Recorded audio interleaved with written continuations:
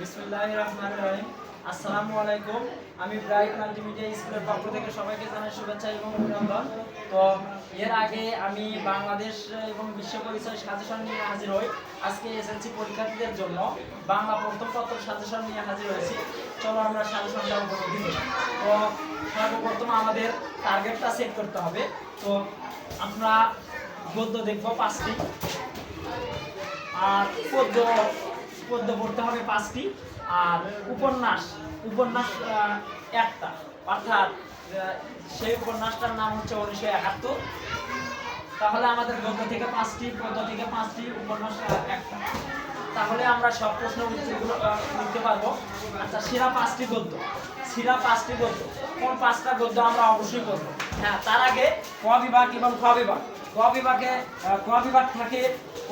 থাকবে হচ্ছে গদ্য, ক বিভাগে থাকবে কিন্তু গদ্য, আর খ বিভাগে থাকবে হচ্ছে পদ্য। গদ্য আর পদ্য।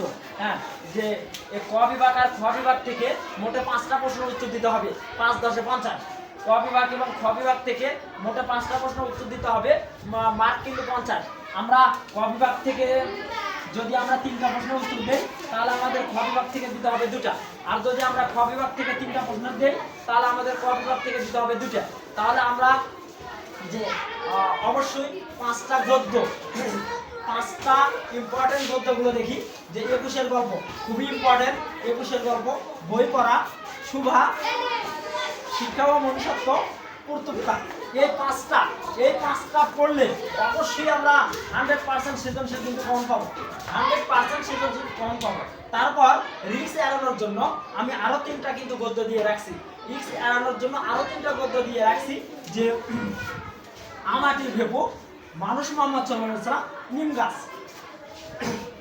এই 3টা, যে আমাটির ভেপু, মানুষ মোহাম্মদ সাল্লাল্লাহু আলাইহি ওয়াসাল্লাম, নিম গাছ। আমাদের কিন্তু 5টা থেকে কিন্তু অবশ্যই কমন আসবে। তারপরও আমরা কিন্তু 2-3 বার একটু এগুলো দেখে নেব।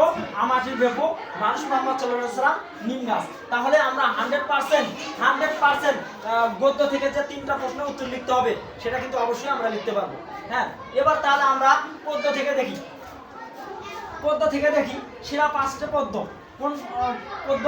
যে জীবন বিনিময় খুব ইম্পর্টেন্ট। ওমর ফারুক, কপোতাক্ষ না, সেই দিন এই মাঠ, বসে। 100% এখান থেকে আমরা সৃজনশীল কমন পাবো, 100% এখানে সৃজনশীল কমন পাবো। এখানে যদি আমরা এই 5টা গদ্য কমপ্লিট করি, তাহলে কিন্তু পাবো। তারপর রিস্ক এড়ানোর জন্য আমি আরেকটা গদ্য দিয়ে রাখছি, তোমাকে পাওয়ার জন্য হে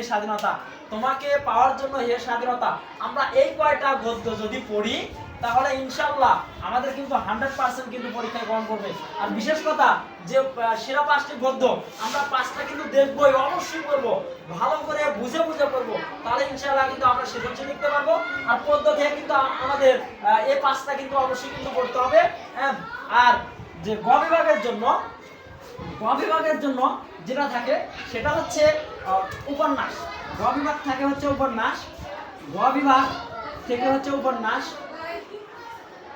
উপন্যাস, আর এই উপন্যাসটার নাম হচ্ছে 1971। একটাই মাত্র উপন্যাস, যে 1971। এখানে কিন্তু 2টা প্রশ্ন থাকে বর্ণনামূলক, যে 2টা প্রশ্ন উত্তর লিখলে 20 নাম্বার। ক নম্বরের জন্য থাকে 3 মার্ক, খ নম্বরের জন্য থাকে 7 মার্ক। এই 2টা মিলে, ক আর খ মিলে একটা, অর্থাৎ 10 মার্ক। আবার আরেকটা থাকবে ক আর খ মিলে 10 মার্ক। এই নিয়ে 20 মার্ক থাকবে বর্ণনামূলক। তাহলে আমরা মানবন্ধনটা একটু দেখি। আমাদের তাহলে সৃজনশীল 5টা লিখতে হবে, 5 10 50, আর বর্ণনামূলক লিখতে হবে 2টা। তাহলে 10 2 20। তাহলে আমাদের কিন্তু হয়ে গেল 70, আর 30 থাকে, সেটা কিন্তু হলো নৈবেত্তিক কিন্তু 30। এই নিয়ে কিন্তু বাংলা প্রথম পত্র কিন্তু 100, যে 5টা সৃজনশীল প্রশ্ন কিন্তু 50, আর বর্ণনামূলক লিখতে হবে আমাদের 20, আর হচ্ছে যে নৈবেত্তিক থাকবে কিন্তু 30। এই নিয়ে কিন্তু 100। হ্যাঁ, কিন্তু তার উপন্যাস 1971 আমাদের কোন জিনিসগুলো অবশ্যই করতে হবে, যে পাঠ্য বই থেকে পড়তে হবে পৃষ্ঠা 6 থেকে 10 মিনিমাম 5 বার, পৃষ্ঠা 6 থেকে 10 মিনিমাম 5 বার সবার পড়ার অনুরোধ রইল। আমরা পৃষ্ঠা 6 থেকে 10 পৃষ্ঠা এগুলো আমরা পড়বো। 6 থেকে 10 পৃষ্ঠা পড়লেই ইনশাআল্লাহ আমরা এখান থেকে যে বর্ণনামূলক দুটো প্রশ্ন থাকে, বর্ণনামূলক দুটো প্রশ্ন, তো অর্থাৎ দুটো প্রশ্নের মান কিন্তু দেওয়া আছে 20, দুটো প্রশ্নের মান হচ্ছে 20। আর যে সৃজনশীল লিখতে হবে কিন্তু 5টা, 5 × 50, হ্যাঁ এগুলো আমরা অবশ্যই কিন্তু কমন পাবো। তাহলে আমাদের গদ্যগুলো হচ্ছে এই 5টা, আমাদের পদ্যগুলো হচ্ছে এই 5টা, আর হচ্ছে আমরা উপন্যাস থেকে যেটা পাচ্ছি 6 থেকে 10 পৃষ্ঠা মিনিমাম 5 বার পড়বো। সবার করার একটা অনুরোধ রইল। তাহলে ইনশাআল্লাহ বাংলা প্রথম পত্র আমরা কিন্তু অবশ্যই আমরা কিন্তু কমন পাবো।